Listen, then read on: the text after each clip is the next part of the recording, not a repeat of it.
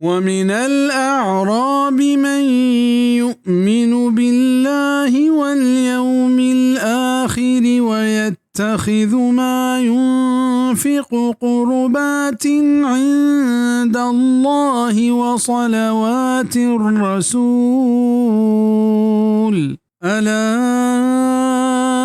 إنها قربة لهم سيدخلهم الله في رحمته إن الله غفور رحيم.